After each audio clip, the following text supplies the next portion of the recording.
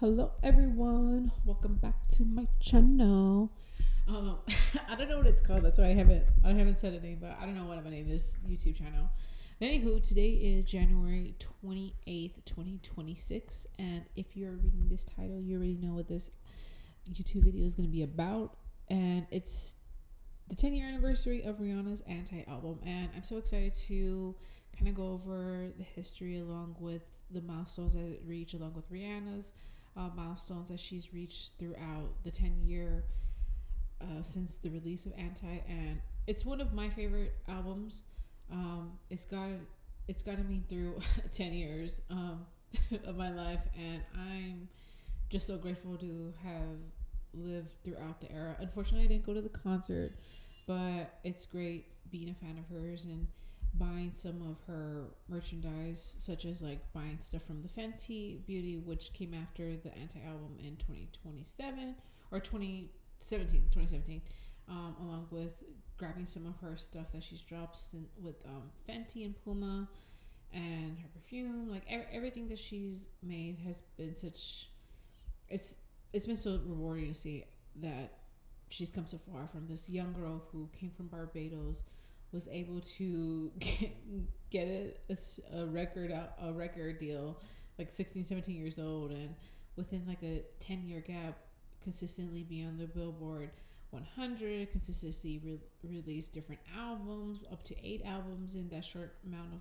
time. You think how young she was, and up until 10 years ago when she released the album, it was just consecutive hits. They were all having, I don't want to say all of them had Grammys, but all of them had like awards along with nominations. Like she's just had a overall solid career.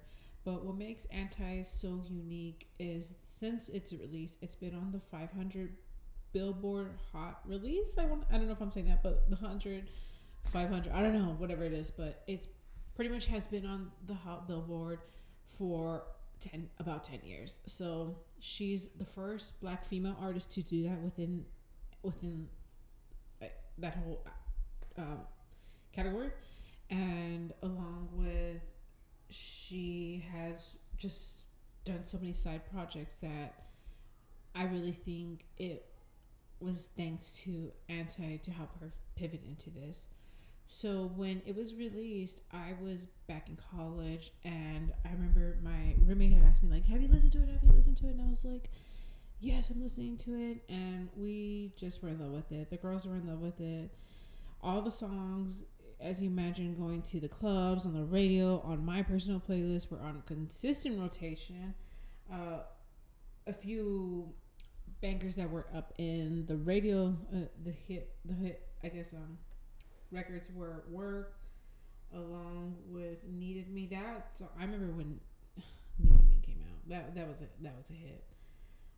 And "Love in the Brain," and I'm sure she had a couple other singles, but those were the singles that I really recall back in 2016 being anywhere and hearing those songs everywhere. So, some of my favorite songs from the Anti album, the deluxe, and I'm saying including the deluxe too, because I think the deluxe dropped it actually the day after, or maybe the day of. Was it? I can't see. Anywho, "Sex with Me." That song is so sexy, yes, but like aggressive, and that's what I like about this album, is that it has aggressive tones, it has different melodies, and along with, I think the majority of the songs are based about love, but the way she's able to change the perspective throughout each song, along with having different like guitars, different genres mixed into it, is I think what made this album so successful, is that it mostly talks about love, and it goes in the messy side about it, such as like "Same Old Mistakes." It's like, you're dating someone that you shouldn't be really dating anymore, but you just can't help and let them go, and you do, and then you just feel like a whole new person as the song goes. "Kiss It Better." "Kiss It Better" is also one of my favorite songs as well. It's pretty assertive, of course sexy as well. This whole album is sexy, but what I think about "Kiss It Better" is just, it's aggressive, and it's what is on a lot of women's mind during that sexy time is that you can do a better job, sir. So for her to make a song about that, that was kind of, um, just unapologetic and vulnerable and just straightforward. That what was needed during that time in music is that we weren't really getting that when it came to the female artists. Um, Along with shortly after releasing this album, she had a performance at MTV. It was a 3 different sets, and she was given the Vanguard Award, and there were 3 different sets. One of them in particular was "Needed Me" and "Where Have You Been," and it's basically a backdrop with like a light pink, and she's all wearing all pink, and that stage, I think was kind of like a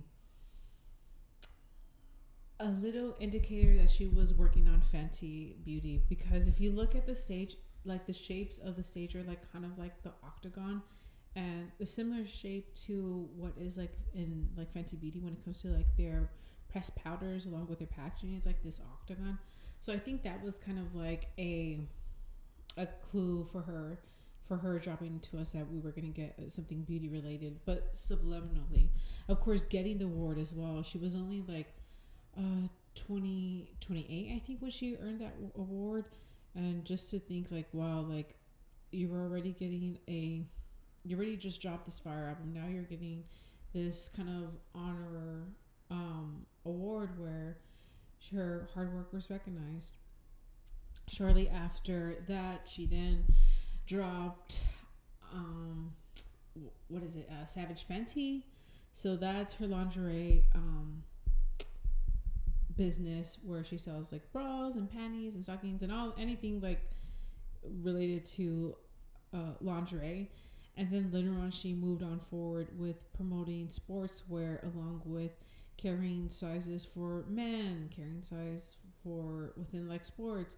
And what made this brand Savage X Fenty so successful is that it was inclusive to like different sizes when it came to like the bras. Like they had anywhere size to like double G, or I don't know, whatever, like basically catering to all the sizes of women. So that, and along with her beauty her beauty brand or Fenty as well, she also dropped that back in 2017 as well. And same thing with that was also a very inclusive brand as well. And it's so crazy, it's like bam, she dropped the album, then the previous year here she's dropping out her lingerie brand along with dropping her makeup brand Fenty.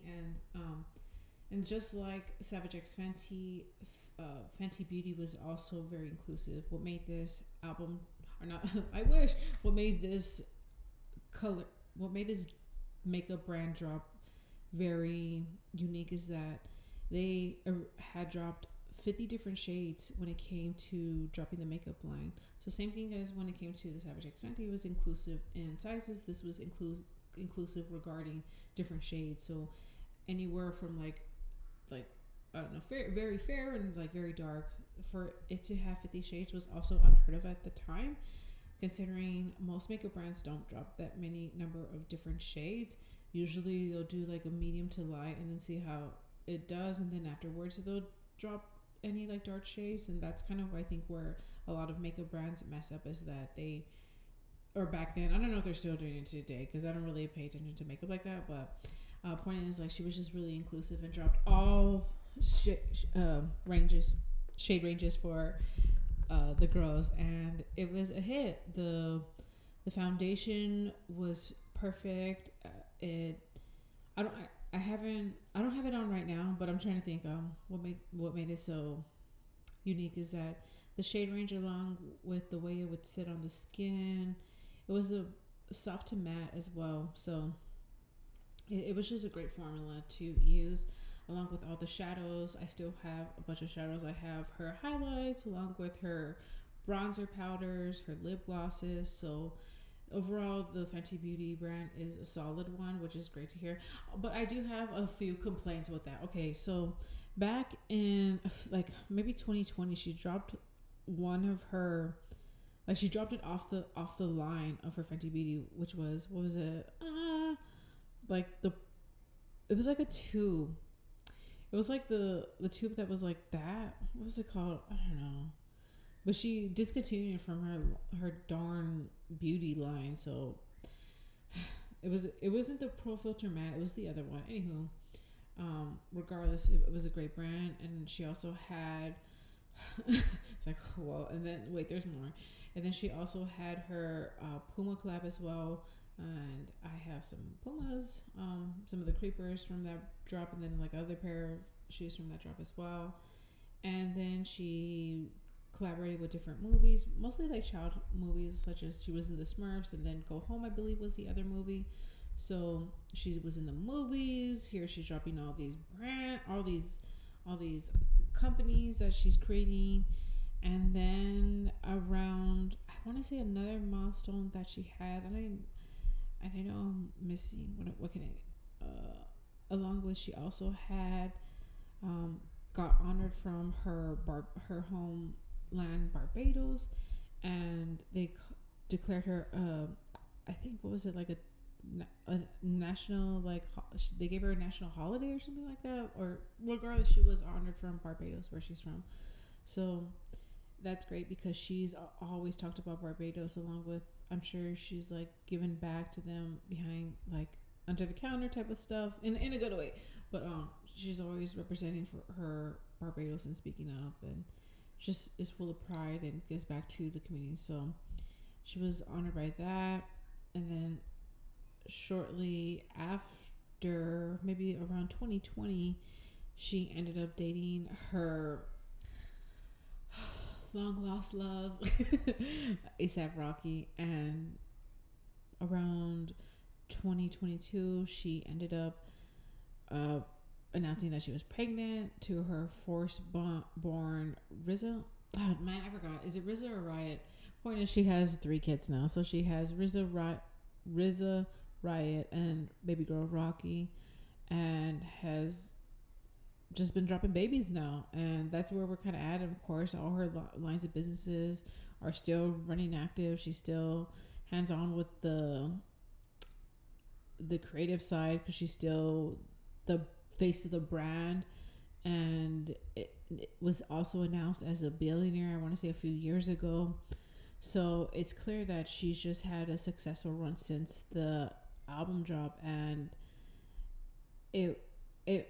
it's so great to see her offer success. And then it's also great to now look into the research side of the album, and how she was able to have fun with the album and make it really hers, and really be hands-on to the project, is kind of what I'm kind of striving for when it comes to this YouTube thing.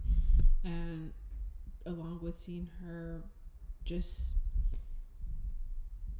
plan out the tour and all that. But overall, I don't want to yap too much. I just kind of want to end this on this note, but I think I covered pretty much everything. No, I know I didn't. I take that back. I know there's a few things that I'm missing, like, from this episode, but I just was in the spirit to record this album, because to be a fan of Rihanna and to witness the 10 years of all of her success, and now seeing her as happy she is as being a mother and a wife, and having Rocky and the babies, and still being successful among her career. And unfortunately, she hasn't dropped an album since, and that's okay. Whenever you're ready, girl, we're ready. If not, it's okay. You gave us a lot of albums, so we're grateful for that, baby girl. Like, we're grateful for you, Riri. But it's such a great day today, and it's also J. Cole's birthday. I made a J. Cole video yesterday, so that's why I didn't really talk about it. Anywho, if you watch this video, thank you for sticking around. And if you have any questions, if you'd like to add anything on, and if I missed anything, let me know, but drop them down below. And thank you for watching.